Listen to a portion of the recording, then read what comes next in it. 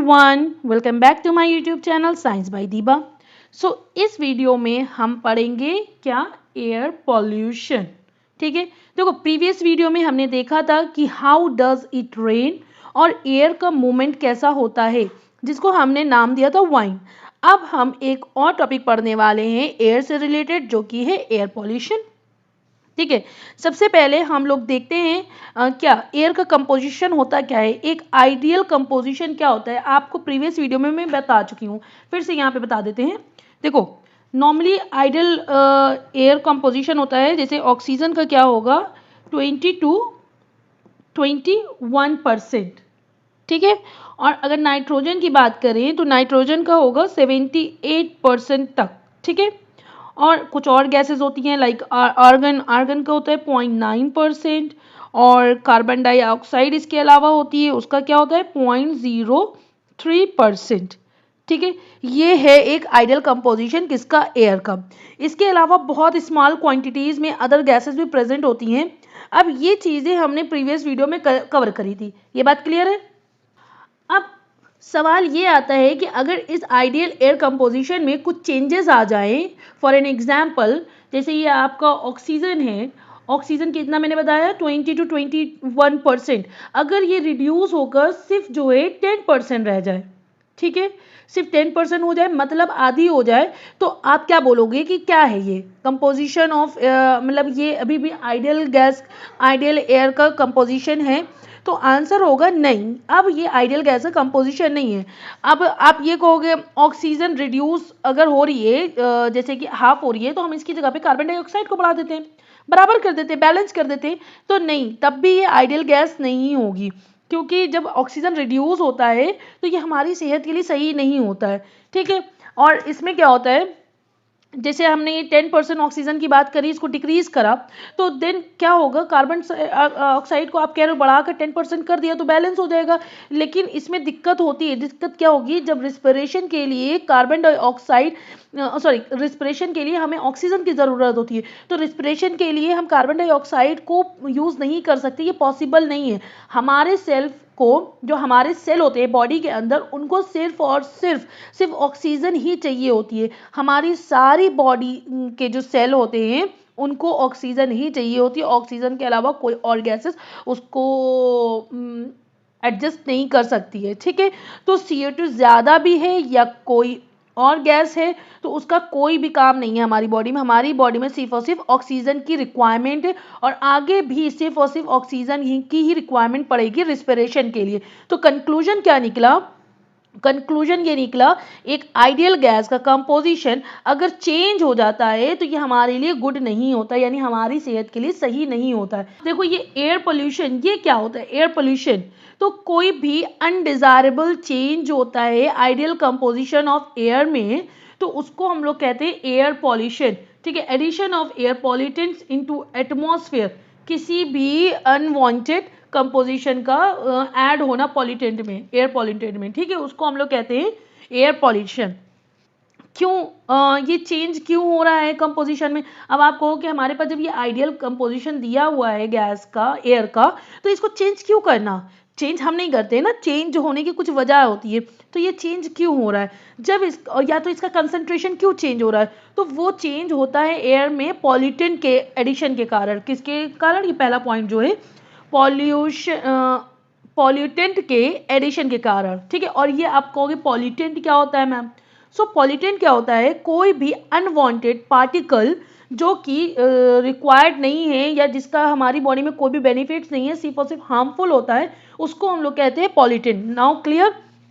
तो अगर हम बात करें, not only talk about human being but also talk about all plants and animals, ये क्या करेगा, ये उसको इफेक्ट करता है एयर पॉल्यूशन। ठीक है, और किसको इफेक्ट करता है, ह्यूमन एसेस को भी। ये ह्यूमन एसेस की भी बात अगर करी जाए तो वहाँ पे भी एयर पॉल्यूशन का बहुत बड़ा मेजर रोल होता है। कैसे एयर पॉल्यूशन सभी चीज़ों को, चाहे वो लिविंग हो या नॉन लिविंग हो, उसको इम्पैक्ट कर रही है, उसको नुकसान पहुँचा रही है। अब जैसे यहाँ पर है एयर पॉल्यूटेंट्स में क्या क्या आ जाता है, कब पर्टिकुलर मैटर है, ठीक है, गैसेज है, वेपर है। वेपर तो कोई नया वर्ड नहीं है, ये आप पढ़ भी चुके हो। अगर वेपर एक हद तक ठीक होती है, अगर एक हद से ज़्यादा हो जाती है तो वो एयर को पॉल्यूटेट कर देती है, यानी पॉल्यूशन कॉज कर देती है। ठीक है, अगर हम गैसेस की बात कर रहे हैं तो बहुत तरह तरह की गैसेस होती हैं हमारे इन्वायरमेंट में, जैसे कि क्लोरीन हो गया, नाइट्रोजन हो गया, फ्लोरीन हो गया, सो मेनी गैसेस, ठीक है, जो इन्वायरमेंट में होती हैं। अगर उसका कंसंट्रेशन बढ़ जाए इन्वायरमेंट में तो वो क्या कॉज करेगा, वो कॉज करेगा हमारा एयर पॉल्यूशन। ठीक है, अब पर्टिकुलेट है, ये पर्टिकुलेट मैटर क्या होता है, कुछ सॉलिड एंड लिक्विड जो पार्टिकल्स होते हैं ये उसका बना होता है। ठीक है, जैसे कि ऑर्गेनिक एंड इनऑर्गेनिक सब्सटेंस का ये पर्टिकुलेट मैटर होता है। ठीक है, अब हम लोग देखेंगे एयर पॉल्यूटेंट कैसे इफेक्ट करता है। ठीक है, जैसे कि ह्यूमंस भी, अब ये ह्यूमन पे कैसे इफेक्ट करेगा, ह्यूमन के ऊपर एयर पॉल्यूशन का सबसे ज़्यादा इफेक्ट आता है। कैसे आ रहा है, जैसे कि जब हम ह्यूमन बीइंग क्या करते हैं, हम लोग कॉन्टिन्यूसली इनहेल करते हैं, सांस लेते हैं। जब सांस लेते हैं तो इनहेलेशन के थ्रू क्या होता है कि जो ऑक्सीजन हम इनहेल कर रहे हैं अगर वो पॉल्यूटेंट है, ठीक है, तो उससे क्या होगा, यानी ऑक्सीजन पॉल्यूटेंट हम इनहेल करेंगे तो वो हमारे कंटिन्यूएशन में हमारी बॉडी के अंदर जाएगी, हमारे लंग्स में जाएगी, जो कि हमें प्रॉब्लम कॉज करेगी, यानी इन्फेक्ट हमारे ऊपर डाल देगी। ठीक है, यही बात अगर हम करें एनिमल्स की, तो एनिमल्स भी कोई अलग थोड़ी ना होते ह्यूमन से, वो भी ह्यूमन्स की जैसे ही सांस लेते हैं, वो भी ऑक्सीजन इनहेल करते हैं, तो सेम उनमें भी अगर पॉल्यूटेंट ऑक्सीजन जाएगी इनहेलेशन के थ्रू तो उनको भी ये इफेक्ट करती है। नेक्स्ट है वेजिटेशन। वेजिटेशन में क्या होता है, ये इसमें एयर पॉल्यूशन की वजह से ग्रोथ जो होती है इनकी वो रिटार्ड हो जाती है। जैसे कि फोटोसिंथेसिस करते हैं प्लांट तो वो प्रॉपरली जो है फोटोसिंथेसिस नहीं कर पाएंगे, जिससे क्या होगा, जो रेट ऑफ फोटोसिंथेसिस है वो कम हो जाता है। ठीक है, ये बात क्लियर हो गई।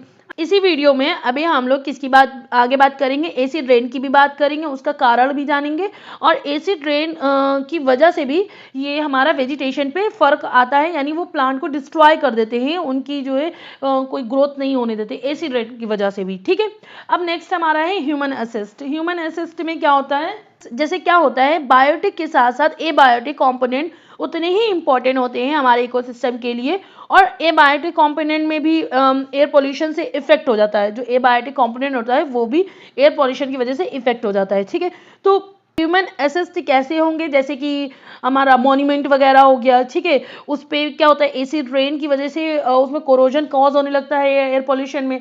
ठीक है, एसिड रेन की वजह से वो मॉन्यूमेंट जो होते हैं उसमें कोरोजन कॉज होने लगता है। ठीक है, तो ये हम लोग देखते हैं इसमें एयर पॉल्यूशन में कितने टाइप के होते हैं। ये बेसिकली देखो 2 टाइप्स के हैं। ठीक है, पहला आपका क्या हो जाएगा, पहला आपका है नेचुरल और दूसरा आपका है ह्यूमन मेड। देखो नेचुरल का मतलब क्या हो जाता है, जिस पे हमारा कोई भी कंट्रोल ना हो। अब कोई चीज़ नेचुरली हो रही है या नेचुरल डिजास्टर हो रहे हैं तो उसमें हम ह्यूमन कुछ भी नहीं कर सकते। जैसे कि हमारा अर्थक्वेक वगैरह आ जाता है या वल्केनो इरप्शन हो जाता है, तो क्या इसमें कुछ कर सकते हैं, नहीं कर सकते हैं। ठीक है, इसमें क्या होता है, बहुत ज्यादा डिस्ट्रक्शन कॉज हो जाता है। अब जैसे पहले हम लोग बात कर लेते हैं फॉरेस्ट फायर। फॉरेस्ट फायर में कभी भी आपने देखा होगा कि जंगल वगैरह में आग लग जाती है, तो क्या वहां पे कोई जानवर उसमें आग लगाता है या कोई इंसान आग लगाता है, वो तो नेचुरली आग होती है ना। तो वो कैसे लग जाती है, जब फॉरेस्ट का टेम्परेचर बहुत ज़्यादा बढ़ जाता है। फॉरेस्ट फ्यूल लाइक जैसे कि वुड है और लकड़ियाँ वगैरह, पत्तियाँ वगैरह, वो कैच कर लेती है फायर को, और ये ज़्यादातर उस जगह पर होता है जहाँ पे बहुत घना जंगल होता है, डेंस फॉरेस्ट होता है, क्योंकि जब घना जंगल होता है तभी आग वगैरह पकड़ता है, और ऐसी जगह पर ह्यूमन बीइंग पहुंच नहीं पाता है, तो उसको कंट्रोल नहीं किया जा सकता है। वो इतनी तादाद में बढ़ जाती है जिससे क्या होता है, मैसिव डिस्ट्रक्शन होता है। और उस मैसिव डिस्ट्रक्शन में सिर्फ ना के प्लांट, तब के प्लांट के साथ साथ हमारे ये कुछ वाइल्ड एनिमल भी होते हैं, वो भी जो है डिस्ट्रॉय हो जाते हैं, मर जाते हैं। ठीक है, ये बात क्लियर हो गई। अब हम लोग का नेक्स्ट आएगा डस्ट स्टॉर्म। डस्ट स्टॉर्म में क्या होता है, अभी आपने देखा होगा धूल धूल वाली आंधी चलती है तो कितनी ज्यादा कंकड़ मिट्टी उड़ती है आंखों में, हमारे जो है आंख नहीं खुल पाती है। तो क्या होता है कि ऐसी आंधी में बहुत ज़्यादा डस्ट उड़ने लगती है, तो उसी को हम लोग कहते हैं डस्ट स्टॉर्म। ठीक है, जो एयर को पॉल्यूशन करती है, ये एक नेचुरल होती है। आंधी को क्या आप रोक सकते हो, नहीं रोक सकते हो, फिर उसके बाद बारिश हो जाती है, वो सेटल डाउन हो जाती है। ठीक है, अब नेक्स्ट आपका आएगा पॉलन। देखो पॉलन में क्या होगा, इसका एक एग्जांपल बताते हैं। जैसे डॉक्टर के पास जो है गर्मियों में बहुत ज़्यादा एलर्जिक रिएक्शन के केसेस आते हैं। उसमें क्या होता है, जो पॉलन होता है, जैसे पेड़ों पे पॉलन ग्रेन होते हैं, वो बहुत अच्छे होते हैं दूसरे प्लांट के लिए, बट क्या होता है जब ये डस्ट फॉर्म में आ जाते हैं, यानी कि जब हवा चलती है तो ये एक तादाद में, एक झुंड के उससे डस्ट फॉर्म में निकलते हैं, तो वो क्या करते हैं एयर में मिल जाते हैं, में सस्पेंड हो जाते हैं, क्योंकि ये इतने ज़्यादा स्मॉल साइज के होते हैं कि उसमें मिल जाते पता नहीं चलते, और वो हम ह्यूमन बीइंग के द्वारा जो इनहेल कर लिए जाते हैं, जिसकी वजह से हमें हो जाती है एलर्जिक रिएक्शन। ठीक है, ये बात क्लियर हो गई यहाँ पर। ठीक है, अब हम लोग बात करते हैं ह्यूमन मेड। अब ह्यूमन मेड की क्या ही बात करी जाए, वो तो बहुत सारी एक्टिविटीज से करके ये पॉल्यूशन को कॉज कर रहे हैं। जैसे उसमें क्या होता है, सबसे पहले हम लोग बात करते हैं burning of fossil fuel in industries.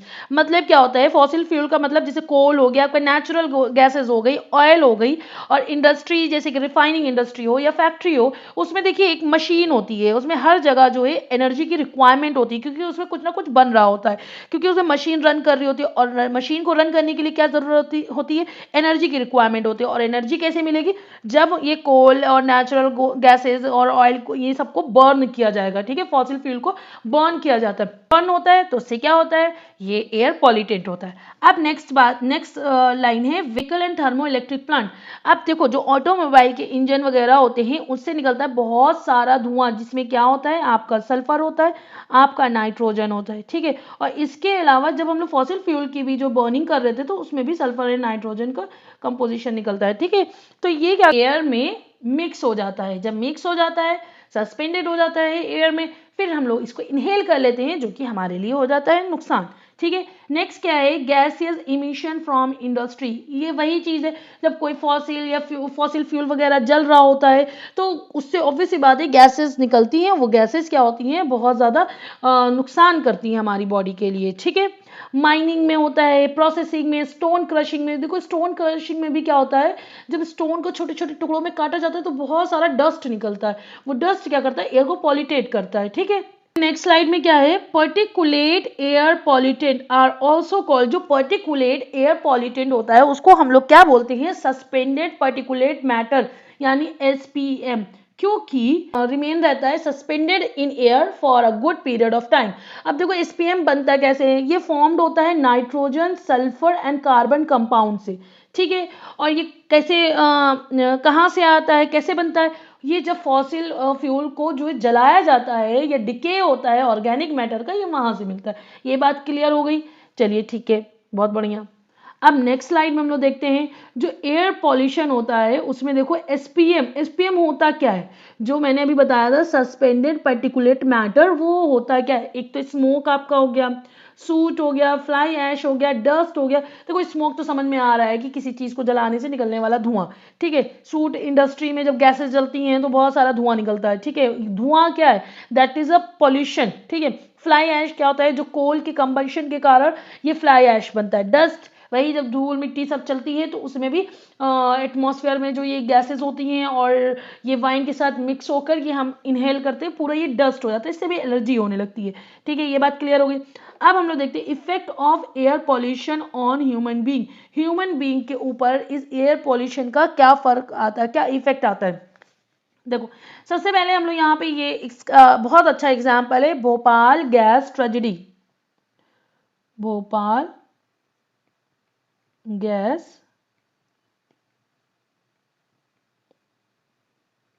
ठीक है, ये बहुत अच्छा इसका एग्जाम्पल है। इसमें क्या था, भोपाल गैस ट्रेजेडी कब हुई थी, ये हुई थी आपकी 2 दिसंबर 1984 में हुई थी।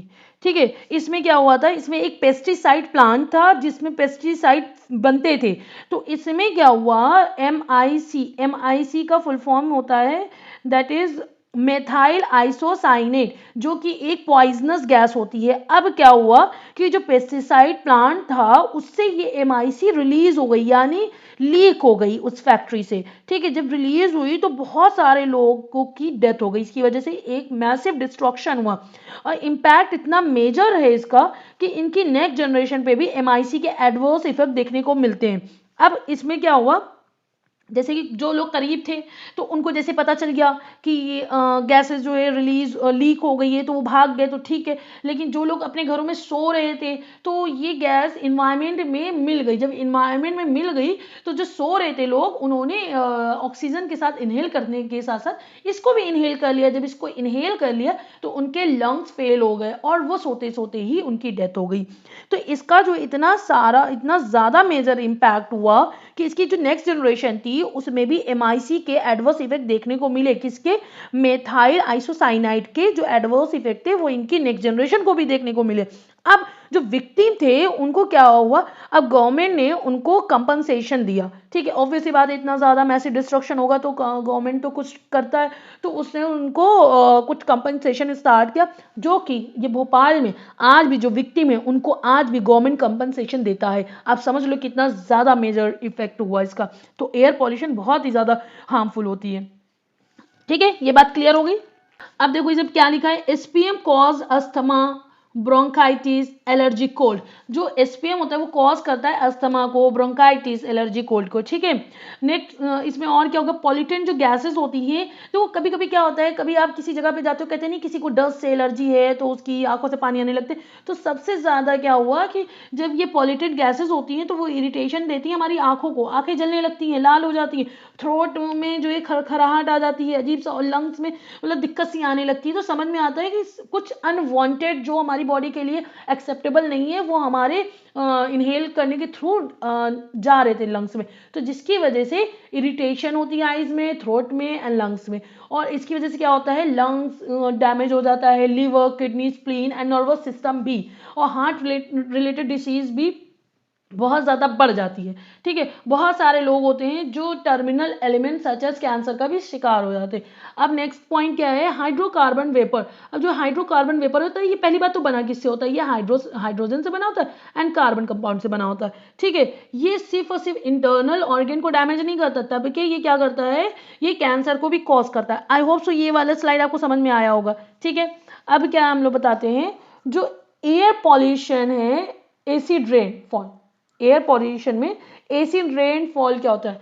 अब देखो इसमें ज्यादा नहीं, आप डायग्राम ही देख लो, पहले वाले डायग्राम में देखो कितना व्हाइट मार्बल नजर आ रहा है, दूसरे डायग्राम में देखो येलोइश पेल कलर नजर आ रहा है। ठीक है, तो इसमें क्या होता है, ह्यूमन बीइंग के एक्टिविटी के कारण एयर पोल्यूशन कॉज हो रहा है। जैसे कि एग्जांपल मैंने क्या दिया था, ऑटोमोबाइल के इंजन से क्या निकलता है, बहुत सारा सल्फर एंड नाइट्रोजन। इसके अलावा ये फॉसिल फ्यूल की बर्निंग से भी बहुत सारा निकलता है सल्फर एंड नाइट्रोजन। अब हम लोग बात करेंगे एसिड रेन की, तो जब एसिड रेन की बात करते हैं तो नाइट्रोजन हो गया, सल्फर हो गया और कार्बन के ऑक्साइड के कारण क्या होता है कि एसिड रेन होती है। अब कैसे, जैसे कि एक एक एग्जांपल करके मैं बताती हूँ। अब जैसे कि आपने ये नाइट्रोजन लिया, नाइट्रोजन ने ऑक्सीजन से रिएक्ट करा, ठीक है, इसने क्या बनाया, NO बनाया, NO क्या हो गया, नाइट्रोजन मोनोऑक्साइड, क्योंकि एक ही ऑक्सीजन है। अब ये फर्दर जो है रिएक्ट करेगा किससे, ऑक्सीजन से। अब जब ऑक्सीजन से करेगा तो ये हमारा बनाएगा NO2 या NO3, कुछ भी बना सकता है दोनों में से। ठीक है, NO2 का मतलब होता है nitrogen die oxide and NO3 का मतलब होता है नाइट्रोजन ट्राई ऑक्साइड। ठीक है, अब हमारे इन्वायरमेंट में प्रेजेंट होती है वाटर। ठीक है, ये वाटर से फर्दर रिएक्शन करेगा तो ये क्या बनाएगा, हमारा बना लेगा HNO3। ठीक है, प्लस HNO2 ये बनाएगा। ठीक है, जो HNO2 होता है इसको कहते हैं नाइट्रस एसिड, और जो हमारा HNO3 होता है इसको हम लोग कहते हैं नाइट्रिक एसिड। ठीक है, जो HNO3 होता है ये रेन का मेजर कॉज होता है, किसका, एसिड रेन का मेजर कॉज। अब ये HNO3 क्या करता है, जो क्लाउड में हमारे जिसे हम लोग ने इससे पहले बारिश वाला पढ़ा था, तो क्लाउड में टाइनी ड्रॉपलेट होते हैं, तो उस टाइनी ड्रॉपलेट के साथ ये HNO3 भी ऐड हो जाएगा। ठीक है, ये HNO3 क्या करेगा, जो क्लाउड में एंटर करेगा और वहां पे जो वाटर ड्रॉपलेट के साथ ये ऐड हो जाएगा। अब ये HNO3 हो गया। ठीक है, अब इसी तरीके से अगर हम बात करें, ये नाइट्रोजन की बात करी थी, अब हम लोग सल्फर की बात कर लेते हैं। तो सल्फर में देखो क्या होगा, सल्फर का भी सेम, सल्फर प्लस ऑक्सीजन करेंगे तो ये हमारा SO2 बना लेगा। ठीक है, अब SO2 प्लस ऑक्सीजन करेंगे तो ये हमारा बनाएगा SO3 प्लस, ठीक है, SO3 बनाएगा, जो कि इन उसमें हमारे एटमॉस्फेयर में प्रेजेंट होती है वाटर। ये वाटर से जो है वाटर से ऐड होगा, रिएक्ट करेगा, तो ये हमारा बना लेगा H2SO4।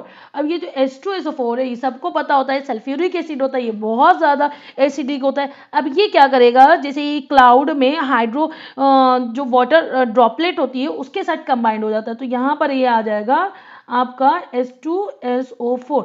अब इस बादल में यानी इस क्लाउड में सिर्फ वाटर ड्रॉपलेट नहीं है, इसके साथ आ गया है HNO3 प्लस H2SO4, और ये दोनों ही होते हैं एसिड। अब जब ये एसिड जो है यानी ये बादल जब हमारे ड्रॉपलेट बड़े हो जाते, हैवी हो जाते, तो ये बारिश के फॉर्म में आते। तो जब ये बारिश होगी तो ऑब्वियस सी बात है कि जब किसी चीज़ पे ये एसिड पड़ेगा तो उस पर इसका एडवर्स इफेक्ट आएगा। तो एसिड H2SO4, एसिड ये HNO3, ये दोनों की दोनों कंबाइन होके जब बरसते हैं तो हमारे संगमरमर को जो है रिएक्ट करते हैं, जिसके कारण उसका कलर एक्चुअली में होता है एकदम सफ़ेद, बट वो हो जाता है पेल येलो। ठीक है, ये बात क्लियर हो गई। अब ये देखो इधर डायग्राम बना हुआ है और आप इसमें देखो मैंने पूरा समझा दिया आपको। अब ऑब्वियस सी बात है, जब ये बारिश हो रही है एसिड वाली, तो अगर वो लैंड पे पड़ेगी तो लैंड पे क्या होता है, वेजिटेशन होता है, यानी कि वहाँ पे प्लांट्स वगैरह होते हैं, तो उनको डिस्ट्रॉय कर देती है। अगर ये जो है एक्वेटिक पानी वाली जगह पर जाएगी तो उसमें कुछ एक्वेटिक लाइफ होती है, तो वो एक्वेटिक लाइफ को भी डिस्टर्ब करेगी। क्यों? क्योंकि उनकी आदत होती है एक नॉर्मल पीएच पे रहने की, और ये उसका पीएच लेवल हाई कर देती है, जिससे जो है उसकी भी लाइफ को इम्पैक्ट डालती है। जो लेक होती है वो एसिडिक में कन्वर्ट हो जाती है। ठीक है, इतनी बात क्लियर हो गई। आई होप सो आपको ये वीडियो समझ में आया होगा। अब नेक्स्ट वीडियो में हम लोग बात करेंगे स्मॉग की। स्मॉग होता क्या है, वो भी एयर पॉल्यूशन में होता है। जैसे कि स्मॉग का मतलब है कि स्मोक प्लस फॉग का जो कंपोजिशन होता है उसको हम लोग कहते हैं स्मोक। वो मैं फर्दर वीडियो में डिस्कस करूंगी। अगर आप मेरे चैनल पे नए हैं तो इसे लाइक, शेयर, कमेंट, सब्सक्राइब करना मत भूलिएगा, एंड बेल आइकन को हिट कर देना, ताकि जब भी मैं कोई इन्फॉर्मेटिव वीडियो डालूं तो आप तक टाइमली नोटिफिकेशन मिल जाए। Thank you so much and keep support me.